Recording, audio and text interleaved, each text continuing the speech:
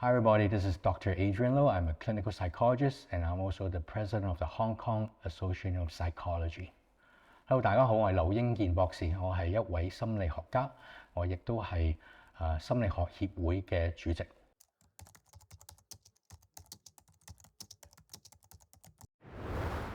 係好多時候咧，我哋而家喺今日呢個環境咧，成日都係會經歷一啲social media 啦，睇住嘅手機啦，係咪？你坐地鐵啊，都係睇住手機，跟住睇咩啊？就係睇 Facebook 啊啲 post 啊，係咪？咁好多時候咧，我哋都係有個傾向咧，就將嗰啲 post 同自己去做個比較。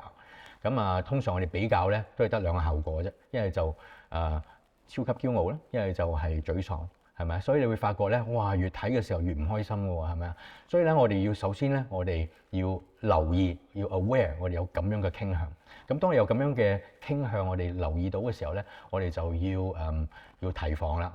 當我哋去睇呢啲 social media 嘅時候咧，我哋要抱住呢個心態，就係千祈唔好墮入咗呢個陷阱啦，係啦。咁反而咧，我哋盡量咧去 limit 我哋嘅 screen time 啦，唔好即係睇咁多嘅手機啦。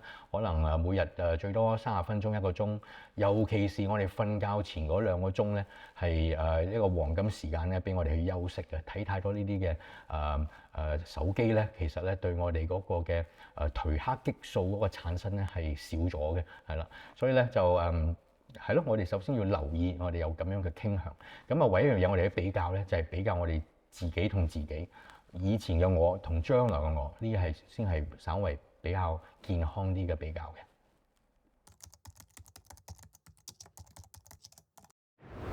好多時候可能作為子女啊，可能都會感受到爸爸媽媽好似唔係好理會我嘅感受，或者都唔係喺我嘅角度去睇嗰樣嘢喎，係咪咁點算好呢？咁我哋首先都要明白，可能爸爸媽媽佢哋自己咧，可能都有壓力嘅喎，可能佢哋返工啊，可能都有壓力，又或者佢哋嗰陣時做子女嘅時候咧，佢哋嘅爹哋媽咪，即係你嘅婆婆啊、爺爺啊、嫲嫲佢哋，可能都俾咗一啲嘅額外嘅壓力喺佢哋嘅身上，係啦。所以首先我哋要留意，可能有咁樣嘅情況，而我哋唔係，我哋都要去坦誠去 acknowledge 有咁樣嘅感受，咁同埋。Next step 咧，我哋係都需要同爸爸媽媽咧去有一個溝通嘅，可能可以從2個方面去溝通，可能可以話爸爸媽媽，我呢排咧都感覺到好似我嘅感受唔係被你哋體會到喎，咁樣係咪？咁可以睇佢哋又點睇咧？又或者可以用另一個角度可以講出爸爸媽媽佢哋嘅壓力，譬如話爹哋媽咪，我 feel 到你呢排好似喺工作上好大嘅壓力喎，係咪啊？不如講嚟聽下啦。咁讓到佢哋都可以處理到佢嘅壓力嘅時候咧，將佢哋嘅壓力處理咗之後，咁佢嗰個壓力就唔會咁容易就施捨喺你嘅身上啦，係啦。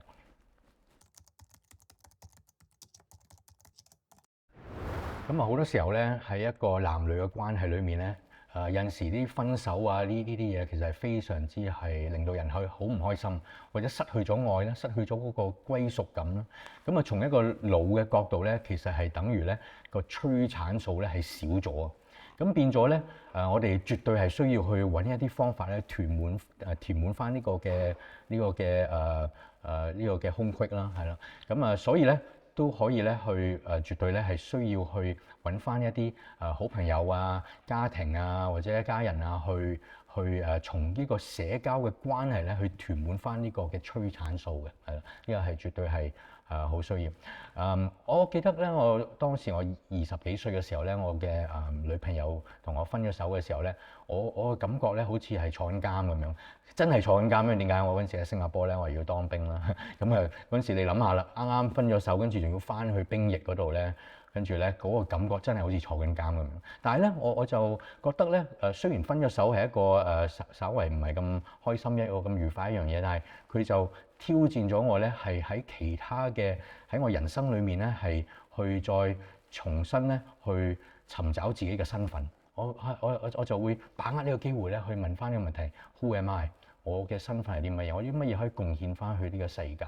咁讓到我哋可以睇到，其實我哋快樂咧，唔係只係擺喺一個男女關係裏面，其實仲有我人生裏面仲有好多其他地方咧，都可以揾到快樂。係啦，希望我呢個嘅個人嘅故仔都能夠鼓勵到你。